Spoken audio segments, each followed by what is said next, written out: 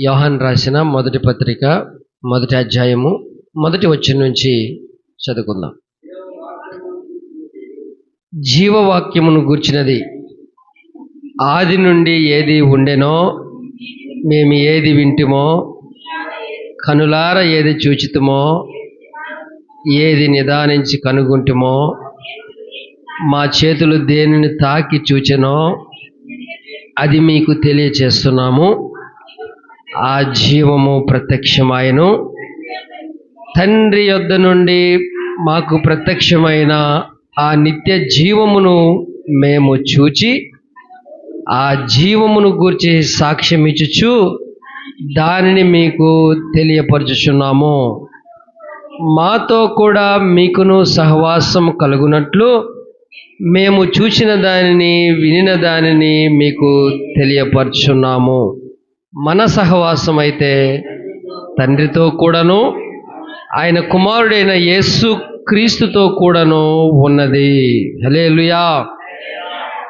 ప్రభు అయిన యేసు క్రీస్తు ఏర్పాటు చేసుకున్న 12 మంది శిష్యులు యేసు ప్రభులో వాళ్ళు చూసింది, వాళ్ళు విన్నది, వాళ్ళు అనుభవించింది, అనుభవపూర్వకంగా 3.5 సంవత్సరము ప్రభుతో కూడా ఉండి వాళ్ళు గ్రహించిన విషయాలు ఈనాడు సంఘానికి తెలియాలి. సంఘము కూడా దేవునితో సహవాసం కలిగి ఉండాలని ఈ పత్రికను రాస్తున్నాడు యోహాను భక్తుడు. ఏమని రాస్తున్నాడు అంటే, వాళ్ళు చూసింది ఏంటి అంటే, మేము నిత్య జీవాన్ని చూశాము అంటున్నారు. ఏం చూశారంట? తర్వాత మొదటి లైన్లో ఏం మాట రాస్తున్నాడంటే, జీవవాక్యమును గూర్చినది. ఏంటంట? జీవవాక్యము గూర్చింది. తర్వాత 2వ వచనంలో 3వ లైన్లో మనం చూస్తే నిత్య జీవమును మేము చూచాము అంటున్నారు. కాబట్టి జీవవాక్యం అన్నా నిత్య జీవం అన్నా ఒకటే. అది ఎవరు అంటే ప్రభు అయిన యేసుక్రీస్తు. కనుక యేసుక్రీస్తు ఎక్కడి నుంచి ప్రత్యక్షమయ్యాడు చూడండి. ప్రత్యక్షమైన 2వ వచనాన్ని మనం గమనిస్తే ఆ జీవం ఏమైందంట? ప్రత్యక్షమయ్యింది. చూడండి, జీవవాక్యము, జీవము. 2వ వచనంలో 3వ లైన్లో ఏం మాట్లాడాడంట? నిత్య జీవము. ఏంటంట? జీవవాక్యము, జీవము, నిత్య జీవము. ఇవన్నీ ఎవరిలో ఉందంటే యేసు ప్రభులో ఉంది. ఆ జీవము ఏమైందంటే ప్రత్యక్షమయ్యింది. ప్రత్యక్షం అవడం అంటే, ఇప్పుడు ప్రత్యక్షం అయ్యిందంటే అర్థం ఏంటంటే వాళ్ళ కంటికి కనిపించింది. అంతే కదమ్మా? ఒకప్పుడు తెలియలా, ఒకప్పుడు అది వాక్యం అంటుంది ఆయన అదృశ్య దేవుని స్వరూపుడు. ఎవరంట? యేసు ప్రభు. ఎవరంట అంటే అదృశ్యుడు అంటే కనిపించేవాడు. దేవుడు ఎవరికి కూడా కనిపించడు. ఎందుకు అంటే ఈ భూమి మీద ఉన్న వస్తువుల్లో ఏ రూపం ఆయనకి లేదు కాబట్టి. ఆయన ఆత్మ గనుక ఎవరికి కనిపించడు. ఏ పోలికలా ఆయనకు పెట్టలేం, మనం ఏ పోలికను ఆయన్ని చేయలేం. కాబట్టి ఆనాడు యేసు ప్రభు ఈ భూమి మీద జీవించేటప్పుడు కళ్ళతో చూసిన వాళ్ళు, ఆయనతో కలిసి ఉన్న వాళ్ళు చెప్పిన మాట ఏంటంటే ఆయన ప్రత్యక్షమయ్యాడు. ఎలాగ ప్రత్యక్షమయ్యాడు? నువ్వు నేను ఉన్నలాగున ప్రత్యక్షమయ్యాడు. హల్లెలూయా. అందుకనే చెప్పబడుతుంది తండ్రి యొద్ద నుండి. ఆ మాట చూసారా? 3వ వచనంలో, 2వ వచనంలోనే 2వ లైన్, తండ్రి యొద్ద నుండి మాకు ప్రత్యక్షమైన ఆ నిత్య జీవమును మేమేం చేసామంట? చూచి ఆ జీవమును గూర్చి ఏమిస్తున్నామంటే ఇప్పుడు మేము సాక్ష్యం ఇస్తున్నాము. మేము ఏం చూసామో, ఏమి విన్నామో, మా చేతులు ఏం తాకిందో వాటిని గూర్చి సాక్ష్యం ఇస్తున్నాము. జీవము ప్రత్యక్షమయ్యింది. హల్లెలూయా. ఆ జీవంతో మేము సహవాసం చేశాం. 3వ వచనంలో చాలా మంచి మాట రాస్తాడు. మాతో కూడా మీకును సహవాసము కలుగునట్లు మేము చూసిన దానిని వినిన దానిని మీకును. అంటే ఎవరు? మీకు అంటే సంఘం. మొదటిగా ప్రభును నేరుగా చూసిన వాళ్ళు, యేసుప్రభు ప్రత్యక్షమై యేసుప్రభుతో కలిసి జీవించిన 12 మంది శిష్యులు కాకుండా ఇప్పుడు ప్రతి వారిని కూడా దేవునితో సహవాసం కలిగి ఉండడానికి దేవుని చిత్తమై ఉన్నది. కాబట్టి మాతో కూడా మీకును సహవాసం కలుగునట్లు మేము చూసిన దాన్ని వినిన దాన్ని మీకు తెలియపరచుచున్నాము. మన సహవాసం అయితే ఎవరితంట? తండ్రితో కూడాను ఆయన కుమారుడైన యేసుక్రీస్తుతో ఉన్నది. హల్లెలూయా. ఇప్పుడు దేవుడు మనము సహవాసం చేయడం, మానవుడు ఏ స్థితిలో ఉన్నాడు అంటే మనందరికీ తెలిసిన మాట, ఏ భేదము లేదు, అందరూ పాపము చేసి దేవుడు అనుగ్రహించే మహిమను పొందలేకపోతే ఇట్టి మానవుణ్ణి, ఇట్టి అతిక్రమంతో ఉన్న మానవుణ్ణి దేవుడు తనతో స్నేహం చేసుకోవడం, కలిసి ఉండడం దేవుడు ఏర్పాటు చేసుకున్న ఒక ధన్యత. ఈ ధన్యత గొప్పది అని రాస్తాడు. హల్లెలూయా. కాబట్టి ఆయనతో ఇప్పుడు మనం సహవాసం, ఇప్పుడు మనమందరూ కూడా యేసు ద్వారా, ఈ సహవాసానికి పునాది ఎవరు అంట? ఈ సహవాసం ఎవరితో సహవాసము? దేవునితోనూ ఆయన కుమారుడైన యేసుక్రీస్తుతో కూడా ఈ సహవాసము కలిగి ఉన్నాం. ఈ సహవాసానికి పునాది ఎవరంట? యేసు ప్రభువే. ఎందుకు? ఆయనే దేవుడుగా ఉండి మానవుడిగా ఈ లోకానికి వచ్చాడు. ఆయన ఆత్మస్వరూపుడుగా ఉండి తన్ను తాను ఈ లోకానికి ప్రత్యక్షం పరుచుకున్నాడు. ఆయన ప్రత్యక్షపరుచుకొని శరీరధారిగా ఈ లోకానికి వచ్చి ఆయన శరీరంలో జన్మించేటప్పుడు ఆయనకి యేసు అని పేరు పెట్టాలి అన్నాడు. యేసు ప్రభు అయి ఉన్నాడు. ఆయన ప్రభు అనగా అభిషక్తుడు. మానవుడిగా వచ్చిన ఆయనకు యేసు అని పేరు పెడితే అంటే అర్థం ఏంటంటే, యేసు అనగా పరిపూర్ణంగా ఆయన మానవుడై ఉన్నాడు. అలాగనే క్రీస్తు అంటే అర్థం ఏంటంటే అభిషక్తుడు.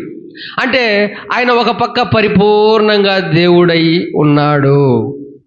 అంటే దేవుడైన మానవుడు, మానవుడైన దేవుడు. ఇలా యేసు ప్రభుని మనము అర్థం చేసుకో. ఈ సహవాసానికి పునాది యేసు ప్రభువే. హల్లెలూయా. వాళ్ళు ఏం చూశారంట? మేము నిత్య జీవాన్ని చూశాము. హల్లెలూయా. ఆ జీవం అంటే ఏంటి? ఆ జీవంలో అంటే అది మనకి ఎలాగా ఉంది అంటే ఈ మాటనే రాస్తాడు యోహాను సువార్తలోనికి మనం వస్తే. ఆ జీవం ఏంటి అంటే చూడండి, మొదటి అధ్యాయం యోహాను సువార్తలోనికి వచ్చి మనం మొదటి అధ్యాయం మనం కానీ చూస్తే ఆ జీవం ఏంటో మనకు తెలుస్తుంది. ఆ జీవం అంటే ఏంటో మనకు తెలుస్తుంది. మొదటి అధ్యాయము 3-4 వచ్చిన చదవండి. యోహాను సువార్త మొదటి అధ్యాయం 3-4 వచ్చిన. కలిగి ఉన్నది ఏదియు ఆయన లేకుండా కలగలేదు. ఏముందంట ఆయనలో?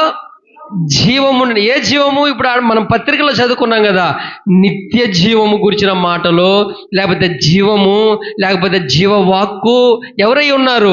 యేసు ప్రభు అయి ఉన్నాడు. ఇప్పుడు ఇక్కడికి వచ్చేసరికి మనకి ఏం అర్థమవుతుందంటే ఆయనలో జీవముండెను, ఆ జీవము మనుషులకు వెలుగై ఉండెను. హల్లెలూయా. అందుకనే ఆయన జీవము మనకేంగా ఉందంటే వెలుగు. ఇంకా మనం చెప్పాలి అంటే ఇంకా వాక్యం ఏం చెప్తుందంటే యోహాను రాసిన సువార్తలోనే 8వ అధ్యాయము 12వ వచనానికి ఒకసారి వస్తే చూడండి, ఆయన జీవము మనకు వెలుగుగా ఉన్నది. కాబట్టి ఇప్పుడు చూడండి, అందరూ 12వ వచనం, 8వ అధ్యాయం 12వ వచనం చదవండి. 12.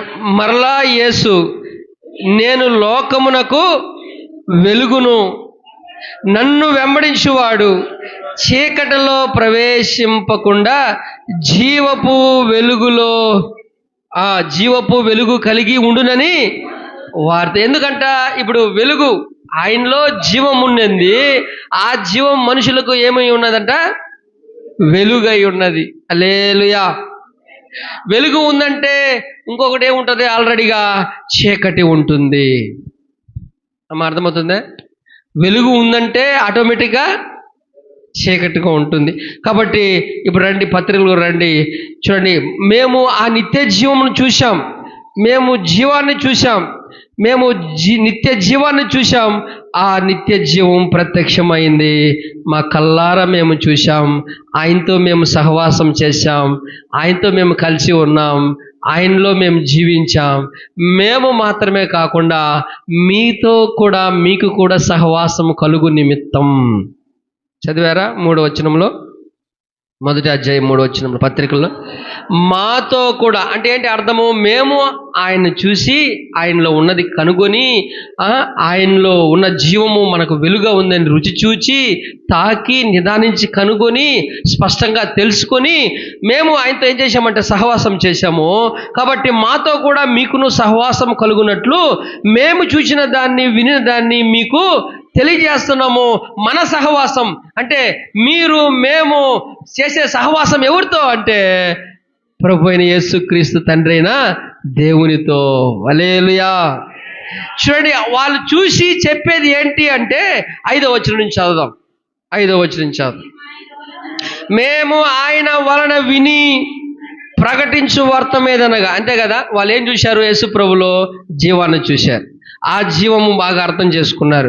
వాళ్ళు చూసి తరికించి విచారించి వాళ్ళు అనుభవించి మనకు చెప్పే విషయం ఏంటి అంటే ఈ 5వ వచనంలో ఉంది. ఇంతకీ వాళ్ళు ఏం చెప్తున్నారు? యేసు ప్రభు శిష్యులు ప్రభులో చూసి ఆ జీవము చూసి ఆ వెలుగును చూసి వాళ్ళు మనకి ఎలాగా వివరిస్తున్నారంటే చదవండి 5వ వచనంలో. మేము ఆయన వలన విని ప్రకటించు వర్తమేదనగా దేవుడు వెలుగై ఉన్నాడు, ఆయన యందు చీకటి ఎంత మాత్రము లేదు. అది వాళ్ళు చెప్తున్న, అనగా శిష్యులు తర్కించి తెలుసుకొని స్పష్టంగా మనకు చెప్తున్న విషయాలు. ఎందుకంటే ఆయనలో జీవం ఉంది. మనం చదివిన మాట యోహాను సువార్తలో, ఆ జీవము ఎవరికి వెలుగంట? ఎవరికి వెలుగంట? మనుషులకు వెలుగు. అంటే జీవం ప్రత్యక్షమయ్యింది అంటే అర్థం ఏంటంటే వెలుగు ప్రత్యక్షమయ్యింది అని అర్థం. అవునా కాదు? వెలుగు ప్రత్యక్షమయ్యింది అంటే మనం చూస్తున్న పగటి యందు ఉన్న వెలుగు రాత్రి యందు ఉన్న చీకటి కాదు. ఇది భౌతికమైన వెలుగు చీకటి. అర్థమవుతుందా? మనం చూసే పగటి వెలుగు రాత్రి చీకటి భౌతికంగా ఉండే వెలుగు చీకటి. అయితే ఇక్కడ చెప్తున్న వెలుగు చీకటి ఏంటంటే ఆధ్యాత్మిక సంబంధమైన వెలుగు చీకటిని గురించి చెప్తున్నారు. ప్రభు యొక్క శిష్యులు 3.5 సంవత్సరం ప్రభుతో ఉండి వాళ్ళు చూసిన విషయాలు, వాళ్ళు కలుగొన్న విషయాలు ఏంటంటే దేవుడు వెలుగై ఉన్నాడు, ఆయన యందు ఏ చీకటి లేదు. ఏ చీకటిని గురించి చెప్తున్నారు? ఏ వెలుగును గురించి చెప్తున్నారు? ఈ భూమి మీద ఈ పగలు రాత్రి అనగా వెలుగు చీకటి ఇది ఇలాగుంటే బైబిల్ గ్రంథంలో చెప్పే చీకటి వెలుగు వేరు. ఈ చీకటికి అధికారులు ఉన్నారు, ఈ చీకటికి ప్రధానులు ఉన్నారు, ఈ చీకటికి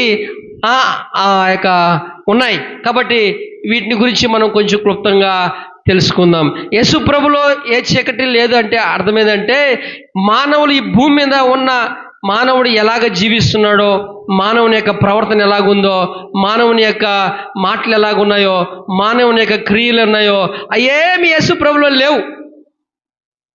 అర్థమవుతుందా?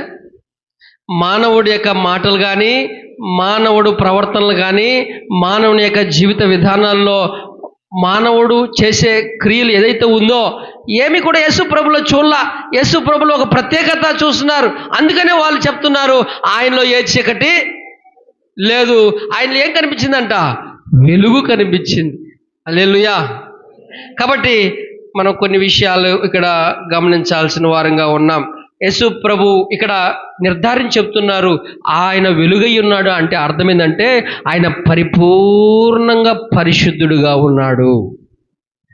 వెలుగై ఉన్నాడు అంటే ఆయన పరిపూర్ణంగా నీతిమంతుడై ఉన్నాడు. ఆయన పరిపూర్ణంగా పరిశుద్ధుడు, నీతిమంతుడు, నిష్కలంకుడుగా ఉన్నాడు.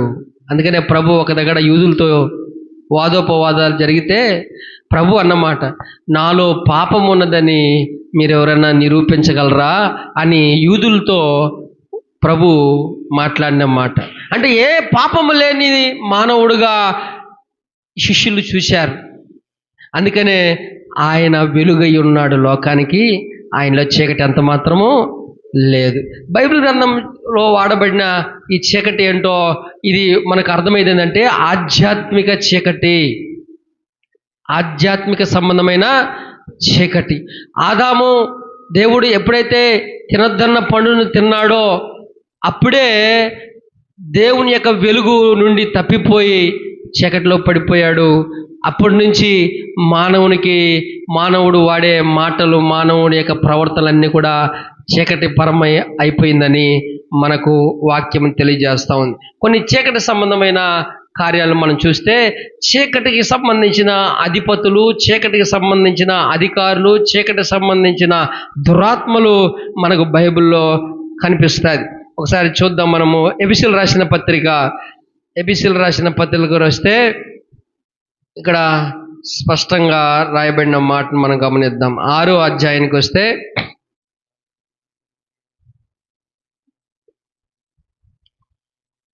12వ వచనం. ఎఫెసీయులకు రాసిన పత్రిక 6వ అధ్యాయము 12వ వచనం. ఏలయనగా మనము పోరాడేది శరీరులతో కాదు గాని ప్రధానులతోనూ అధికారులతోనూ ప్రస్తుత అంధకార సంబంధమగు లోకనాథులతో ఆకాశమండులమందున్న దురాత్మల సమూహముతో పోరాడుచున్నాము. ఇక్కడ వ్రాయబడిన మాటను గమనించారా? ఏ అధికారులు, ఏ అధిపతులు అంటే వీళ్ళు అంధకార సంబంధమైన అంధకారం అంటే ఏంటి? అంధకారం అంటే ఏంటి? చీకటి. అర్థమవుతుందమ్మా? చీకటి, అంధకారము ఇవన్నీ కూడా ఒకటే. కాబట్టి యేసు ప్రభులో వాళ్ళు ఏం చూశారంటే ఏ చీకటిని ఆయన చూడలేదంట. కాబట్టి యేసు ప్రభు వెలుగై ఉన్నాడు. కాబట్టి ఈ చీకటి దేనికి సాదృశ్యం అంటే ఇది ఆధ్యాత్మికమైన వెలుగుకి చీకటికి సాదృశ్యంగా ఉంది. మానవుడిని ఏలే ఈ అధిపతులు, అధికారులు, ఈ ప్రధానులు, ఈ దురాత్మలు ఎవరు అంటే అంధకార సంబంధమైన అధికారులు. చూశారా? మళ్ళా చదవండి 12వ వచనంలో. ఏలయనగా మనం పోరాడినది శరీరులతో కాదు కానీ ప్రధానులు. ఏ ప్రధానులు? వీళ్ళు అంధకార సంబంధమైన ప్రధానులు. తర్వాత అధికారులు. ఏ అధికారులు? వీళ్ళు అంధకార సంబంధమైన అధికారులు. చూడండి, లోకనాథులు. తర్వాత ఏ లోకనాథులు అంటే అంధకార సంబంధమైన లోకనాథులు. తర్వాత ఆకాశ మండలం మందున్న దురాత్మలు. ఏ దురాత్మలు అంటే వీళ్ళు అంధకార చీకటికి సంబంధం, వాటికి అధిపతులు, వాటికి అధికారులు, వాటికి ప్రధానులుగా ఉన్న ఈ యొక్క దురాత్మలు. హల్లెలూయా. అయితే ఇవి అంధకార సంబంధించింది. అంధకార క్రియలు ఉన్నాయి. మళ్ళా చూడండి, వాటి జోలికి వద్దాం. రోమిలకు రాసిన పత్రిక 13వ అధ్యాయానికి రండి. ఇప్పుడు దాకా మనం చూసాం అంధకారం అంటే ఏంటో, చీకటి. ఆ చీకటి అంటే ఏంటి? ఆధ్యాత్మిక సంబంధించిందా? ఆ ఆధ్యాత్మిక సంబంధమైన చీకటికి సంబంధించిన శక్తులు, ఈ యొక్క అధికారులు, దురాత్మలు, ఈ దుష్ట శక్తులు అంతా కూడా సాతాను సంబంధించిందే. కాబట్టి ఇక్కడ మనము ఆ అంధకార క్రియలేంటో మనం చూస్తాం. 13వ అధ్యాయం, రోమిలకు రాసిన పత్రిక 13వ అధ్యాయము మనం కానీ చూస్తే 11వ వచనం నుంచి చదవండి. మరియు మీరు కాలమును ఎరిగి నిద్ర మేలుకొను వేళ అయినదని తెలుసుకొని అలాగు చేయడి. మనము విశ్వాసులము అయినప్పటికంటే ఇప్పుడు రక్షణ మనకు మరి సమీపముగా ఉన్నది. రాత్రి చాలా గడిచి పగలు సమీపముగా ఉన్నది గనుక మనము అంధకార క్రియలను విసర్జించి. ఏ క్రియలంట? అక్కడ మనం ఏం చూసాము? అంధకారానికి సంబంధించిన శక్తులు చూసాం, అంధకారానికి సంబంధించిన దురాత్మలు చూసాం, అంధకారానికి సంబంధించిన ప్రధానులు చూసాం. వీళ్ళంతా ఎవరు అంటే ఈ లోకాన్ని పరిపాలించే చీకటి శక్తులు. ఇక్కడ మనం చూసాం ఇవి ఏంటంట?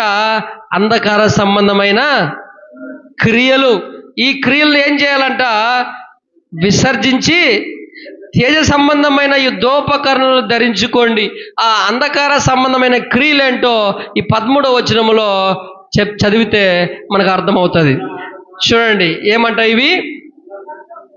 అల్లరితో కూడిన ఆటపాటలు, మత్తైనను లేకయు, కామ విలాసములైనను, పోకిరి శాస్త్రులైనను లేకయు, కలహమైనను మత్సరమైనను లేకయు, పగటి యందు నడుచుకున్నట్లు మర్యాదగా నడుచుకుందాము. పగటి యందు నడుచుకోవడం అంటే వెలుగులో నడుచుకోవడం. వెలుగు ఏం చేస్తుందంటే అందరికి స్పష్టంగా అర్థమవుతుంది. కానీ ఈ క్రియలు ఎలాంటి క్రియలు అంటే చీకటి సంబంధించిన క్రియలు. ఇవి దేవునితో సంబంధం లేని క్రియలు. ఇవి దేవుడు కలిగించిన క్రియలు కావు. ఇవి అర్థమైందమ్మా? ఏ క్రియలు అంటే ఇవి? అంధకార క్రియలు. అంధకార క్రియలు చూడండి, ఒక్కొక్కటి మనం చదువుకుంటే అల్లరితో కూడిన ఆటపాటలు అంటే ఈ ఆటపాటలు ఎలాగుంటాయంట? అల్లరితో కూడిన ఆటపాటలు. ఇంకా మత్తు. మత్తు అంటే ఏంటి? మత్తు అంటే ఏంటి? ఊరికే చదువుకోకపోతే మనకేం అర్థం కాదు. మత్తు అంటే ఏంటి? ఏంటమ్మా ఊరిమి చూస్తున్నారు అందరూ? చదవండి, ఎవరు చెప్తున్నారు? ఏంటమ్మా? మైకం. ఈనాడు మనిషికి మత్తు సాలక డ్రగ్స్లో ఇంజెక్షన్ రూపంలో పొడుచుకుంటా ఉన్నారు. మత్తు వాడి వాడి వాడి వాడి వాళ్ళ శరీరము మత్తెక్కిపోయి వేసే మత్తు సాలక అది సాలదు ఇది సాలదు ఎన్నో మత్తులు వేసి ఆ మత్తు పోతేనే వాళ్ళు సంతోషంగా ఉంటారు, లేకపోతే వాళ్ళ బుర్రలు పనిచేయవు. ఒక్కొక్కరు చేతులు ఎట్ట అంటూ ఉంటుంది. వాళ్ళు మత్తుకు బానిసలు అయిపోయి గ్లాస్ నీళ్ళు తాదామంటే వణకుతూ ఉంటుంది.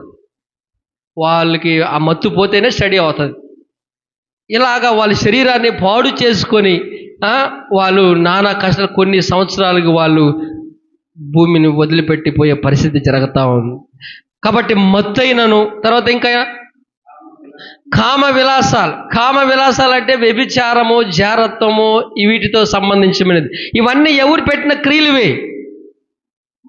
అంధకార సంబంధమైన క్రియలు. తర్వాత పోకిరి శాస్త్రాలు అంటే మానవుడుగా జీవించకుండా వింత శాస్త్రాలు చేసేవాళ్ళు ఏమంటారంట? పోకిరి శాస్త్రాలు చేసేవాళ్ళు. తర్వాత పోకిరి శాస్త్రాలు లేకయు, కలహం. కలహం అంటే ఏంటి? గొడవలు, తగులు. ఎప్పుడు చూసినా సమాధానంగా ఉండే పరిస్థితి ఉండదు. ఈ యొక్క క్రియలన్నీ కూడా ఎలాగుంటాయి? ఎప్పుడు చూసినా గొడవలే. తర్వాత మత్సరములు. మత్సరములు అంటే ఏంటి? పగ, ద్వేషం. ఎదుటివాడు మంచిగా ఉంటే ఒప్పని మనసు నుండి పనిచేసేది ఎవరు అంటే ఈ అంధకార శక్తులు పనిచేస్తూ ఉంటాయి. తర్వాత పగటయ్యేది. కాబట్టి ఇవన్నీ కూడా ఇక్కడ కొన్ని క్రియలు రాయబడింది, మరొక చోట ఇంకా కొన్ని క్రియలు రాయబడింది. తాగుడు. ఇక మనం కొరింథీయులకు రాసిన పత్రికలో మనం చూస్తే, కొరింథీయులకు రాసిన పత్రికలో 6వ అధ్యాయం కానీ మనం చూస్తే మనము ఆడ కొన్ని క్రియలు రాయబడి ఉంటుంది. చూడండి, ఈ క్రియలన్నీ కూడా మానవులను పరలోక రాజ్యానికి నడిపించవు. చూడండి 9వ వచనం నుంచి, 6వ అధ్యాయము 9వ వచనం నుంచి, అన్యాయస్తులు దేవుని రాజ్యమునకు వారసులు కానేరని తెలియదా? మోసపోకుడి. జారులు. జారులు అంటే ఎవరు? వ్యభిచారులు, జారులు. విగ్రహారాధికులైనను, వ్యభిచారులైనను, ఆడంగితనము గలవారైనను, పురుష సంయోగులైనను, దొంగలైనను, లోబులైనను, త్రాగుబోతులైనను, దూషకులైనను, దోచుకొని వారైనను దేవుని రాజ్యమునకు వారసులు కారారు. ఇవన్నీ కూడా దేవుని వలన కలిగింది కావు. ఇవి దేవునికి సంబంధించిన క్రియలు కావు. ఎవరి క్రియలు అంటే ఇవి? అంధకార క్రియలు. అంధకారం అంటే ఈ అంధకారానికి ఒక అధిపతి ఉన్నాడు. అర్థమవుతుందమ్మా? ఈ అంధకారానికి ఒక నాయకుడు ఉన్నాడు. ఈ అంధకారానికి ఒక ప్రధానులు ఉన్నారు. ఈ అంధకారానికి దురాత్మలు ఉన్నాయి. అవి కలిగించిన క్రియలు ఇవి, దేవుడు కలిగించింది కావు. చూద్దాం ఆ మాట కూడా. యోహాను రాసిన మొదటి పత్రికలోనే 2వ అధ్యాయానికి రండి. ఇవన్నీ కూడా ఎవరు కలిగించారో చూడండి ఒకసారి. యోహాను రాసిన మొదటి పత్రిక 2వ అధ్యాయం 15వ వచనం నుంచి చదువుదాం. ఈ లోకమునైనను లోకములో ఉన్న వాటినైనను ప్రేమించకుడి. ఎవడైనను లోకమును ప్రేమించిన ఎడల తండ్రి ప్రేమ వానిలో ఉండదు.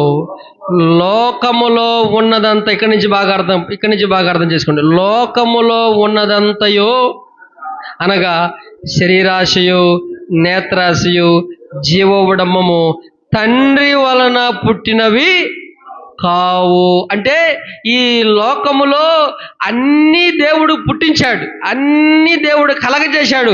అయితే కొన్ని కలగజేయలేదు. అవి ఎవరు కలగజేశారు? అంధకార అధిపతులు, దురాత్మలు, సాతానుడు.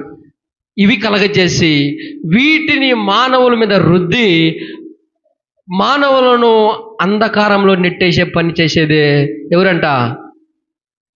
సాతానుడు. ఇప్పుడు ఎవరి మూలం కలగలేదంట? 16వ వచనం ప్రకారం లోకములో ఉన్నదంతయు అనగా శరీరాశయు, నేత్రాశయు, జీవపుడంబము ఇవి ఎవరి వలన కలిగింది కాదంట, తండ్రి వలన పుట్టినవి కావు. ఎవరికి సంబంధించింది ఇవి? లోక సంబంధమైనవి. ఈ లోక సంబంధముగా ఇంకొక మాట చెప్పబడింది. ఈ లోక అధికారి ఎవరంట? సాతానుడు. అర్థమవుతామా? ఈ లోకాధికారి అంటే ఈ లోకమంతా ఎవరి చేతిలో ఉంది? సాతాను చేతిలో ఉంది. వాడు కొన్ని క్రియలు కల్పించి మానవుణ్ణి ఆ ప్రకారం చేపించేవాడు. తాగుడు, ఈ యొక్క మత్తు, ఈ వ్యభిచారం, ఈ విగ్రహారాధన, ఈ యొక్క మనం చదివేమే ఈ పోకిరి శాస్త్రాలు, అల్లరితో కూడిన ఆటపాటలు, ఇవన్నీ కూడా ఎవరికి సంబంధించింది? ఎవరికి సంబంధించింది? దేవునికి సంబంధించింది కాదు. ఎందుకు? మానవులంతా ఇప్పుడు ఎక్కడ ఉన్నారు? చీకటిలో. ఏ చీకటి అంటే ఆధ్యాత్మిక చీకటి. సాతానుడు ఇలాగ ఏలుబడి ఉంటే యేసు ప్రభు జీవం ప్రత్యక్షమైంది. అల్లెలు చెప్పండి. దేవుని యొక్క జీవం పరలోకం నుంచి మానవుడిగా ఈ లోకానికి వస్తే ఒక ప్రత్యేకంగా యేసు ప్రభు కనిపించాడు. వాళ్ళు యేసు ప్రభుతో సహవాసం చేసి 3.5 సంవత్సరం సహవాసం చేసి వాళ్ళు అనుభవించి మనకు పరిచయం చేసే మాటలు ఏంటంటే ఆయన వెలుగై ఉన్నాడు, ఆయనలో ఏ చీకటి లేదు. హల్లెలూయా. కాబట్టి ఇప్పుడు ఏమంటున్నారంటే మాతో కూడా మీకును సహవాసం ఉంచాలి అంటే దేవుడు మనలందరినీ పిలుచుకున్నాడు. ఆ మాట రండి చదువుదాం. చూడండి, మొదటి పత్రికలో వద్దాం. ఇప్పుడు 5వ వచనానికి వద్దాం. చూడండి, మేము ఆయన వలన విని మీకు ప్రకటించు వర్తమానం ఏదనగా దేవుడు వెలుగై ఉన్నాడు, ఆయన యందు చీకటి ఎంత మాత్రము లేదు. చూడండి, ఈ మానవుడు చేసే ఈ పనులంతా చూశారా ఏమా? మానవుడు చేసే మాటలు, మానవుడు ఇంకా చాలా ఉన్నాయి. మనం చదవాలంటే వచనాలు వెంబడి చాలా ఉన్నాయి. బూతు మాటలు, ఇవన్నీ కూడా అసూయ, ఇవన్నీ చాలా ఉన్నాయి. ఇవన్నీ కూడా మానవుడు కలిగి ఉన్న ఈ సమయంలో చూడండి, దేవునిలో ఏం లేదంట, చీకటి అంత. అంటే దేవుని యొక్క క్రియలు ప్రత్యేకంగా ఉన్నాయి, దేవుని యొక్క వెలుగు ప్రత్యేకంగా ఉన్నాయి. మానవులు ఒక పక్క చూస్తున్నారు, యేసు ప్రభువును ఒక పక్క చూస్తున్నారు. ఏ మాత్రము ఆయన మానవుడే కదా, మానవుడిగా ఈ లోకానికి వచ్చాడు. ఇలాంటి క్రియలు ఏమీ లేదు ఆయనలో. మానవుడు మాట్లాడే మాటలు ఏమీ రావట్లా యేసు ప్రభు నోట్లో నుంచి. అర్థమవుతుందా? మానవుడు చేసిన క్రియలు, మానవుడు చేసిన విగ్రహారాధన, మానవుడు చేసిన మత్తు, ఇవేమి యేసు ప్రభులో ఉన్నాయా?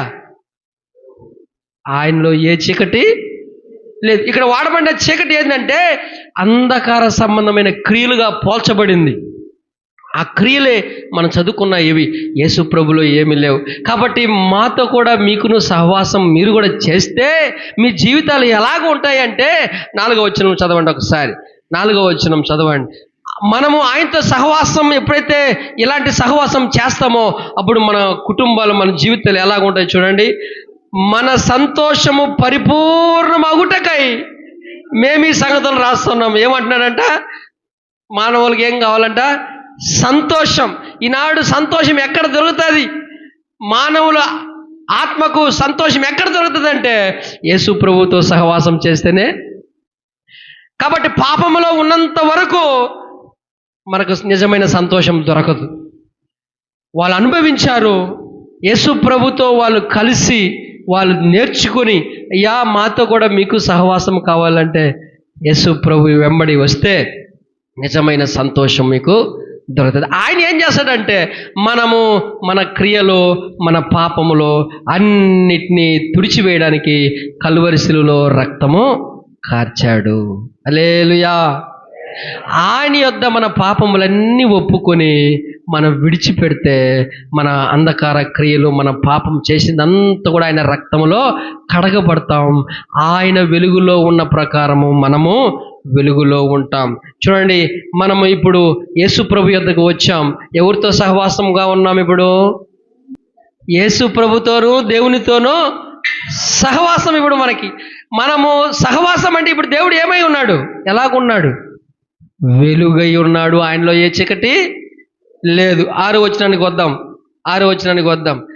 ఆయనతో కూడా సహవాసం గలవారమని చెప్పుకుని. ఇప్పుడు మనం అంతా ఏం చెప్పాము? ఇప్పుడు మనం ఎవరితో సహవాసం అంట? యేసు ప్రభుతో. చదవండి ఇప్పుడు. ఆయనతో కూడా సహవాసం గలవారమని చెప్పుకొని చీకటిలో నడిచిన ఎడల అబద్ధమాడుచు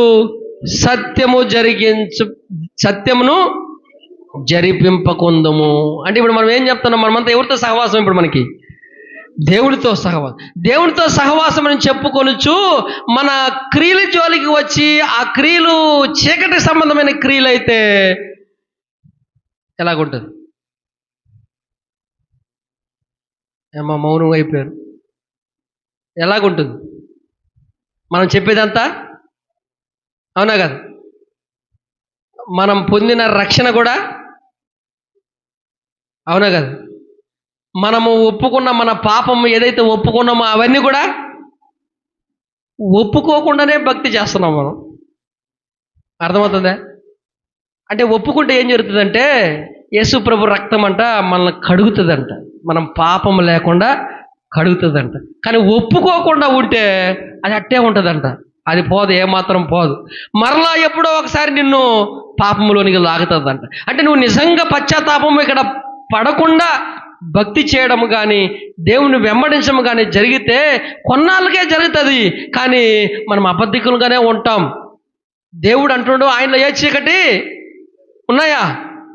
చీకటి లేవు. ఏం చీకటి? వెలుగై ఉన్నాడు. ఇప్పుడు ఆయనతో సహవాసం చేసే మనం కూడా మన క్రియలు ఎలాగ ఉండాలంటే వెలుగు సంబంధమైన క్రియలు వలె ఉండాలి. అప్పుడు ఏం చేయాలంటే మనము ఒప్పుకోకుండానే, అందుకని 8వ వచనంలో 9వ వచనంలో రాస్తారు, చెప్తారు చదవండి ఒకసారి. 8వ వచనం 9వ వచనం. మనము పాపము లేని వారమని చెప్పుకుని ఎడల మనమే మోసపుచ్చుకుంటాం. అంటే ఏంటి అంటే దేవుడి సన్నిధిలో నిజంగా దేవా అంటే చేసిన ప్రతి క్రియలు పాప సంబంధించిందే. మానవుడు పాపంలోనే ఉన్నాడు. దాన్ని యేసు ప్రభు యొద్దకు వచ్చినప్పుడు నువ్వు పరిపూర్ణంగా ఒప్పుకుంటే కడిగేది నీ పని కాదు, కడిగేది దేవుని పని. హల్లెలూయా. ఎప్పుడైతే నువ్వు పశ్చాత్తాపడతావో, అది తప్పని నువ్వు ఎరుగుతావో, నువ్వు పశ్చాత్తాపడతావు ఖచ్చితంగా. అలాగ నువ్వు తప్పు ఒప్పుకోలేదంటే ఆ తప్పు అలాగనే ఉంటుంది. ఎప్పుడైతే నువ్వు తప్పని తెలుసుకుంటావో మరొక్కసారి దాన్ని జోలికి పోకుండా నువ్వు జాగ్రత్తగా ఉంటావు. ఏమా మన ఇంట్లో దగ్గర ఏదైనా ట్రాన్స్ఫర్ ఉండిందనుకో, దాని మీద ఏం రాసింటారంట? ఏమా డేంజర్ లేకపోతే అపాయము రాస్తారు. అది రాయబడింది కాబట్టి, అది ప్రమాదము కాబట్టి దాని జోలికి నువ్వు పోకుండా ఉంటావు. ఈ అంధకార సంబంధమైన క్రియలు కూడా అంతే, ఇది ప్రమాదము. ఎందుకంటే ఈ చీకటి సంబంధమైన క్రియలు ఏం చేస్తుందంటే నిన్ను చీకటిలోనికి నెట్టేస్తుంది. చీకటిలో నువ్వు ఎట్టుపోతావో ఎక్కడ ఉంటావో ఏం తెలియదంట. చదవండి ఈ మాట, 2వ అధ్యాయం మనం చూస్తే 11వ వచనం చదవండి ఒకసారి. చీకట్లో ఉంటే చీకట్లో తన సహోదరుని ద్వేషించువాడు చీకట్లోనే ఉండి చీకటిలో నడుచుచున్నాడు. చీకటి అతనికి ఏం చేస్తుందంట? చూస్తున్నారు అందరూ, చీకటి ఏం చేస్తుందంట? కళ్ళు ఏం చేస్తుందంట? అతనికి కన్నులకు గుడ్డితనము కలగజేయును, తాను ఎక్కడికి పోచున్నాడో అతనికి తెలియదు. అంటే చీకటి క్రియలంతా కూడా ప్రమాదమే నీకు. దానివల్ల వచ్చేది ఏం లేదు, నిన్ను నరకానికి నెట్టేసేదే. ఇది ఎవరు కల్పించిన క్రియలు అంటే సాతానుడు పెట్టిన క్రియలు, దేవుడు పుట్టించింది కాదు. కాబట్టి ఇది ఒక మనకు పెద్ద ప్రమాదపు క్రియలు. అందుకనే యేసు ప్రభు జీవం ఈ లోకానికి వచ్చి, ఆ జీవం మనుషులకు వెలుగుగా నిన్ను వెలుగులోకి నడిపించడానికి ప్రభు ఈ లోకానికి వచ్చాడు. నువ్వు వెలుగులోకి నడవాలంటే నీ పాపములన్నీ కూడా ప్రభు సన్నిధికి ఒప్పుకుంటే దేవుడు తన రక్తము ద్వారా నిన్ను కడిగే పని దేవునిదంట. ఒకసారి 8వ వచనం 9వ వచనం చదవండి.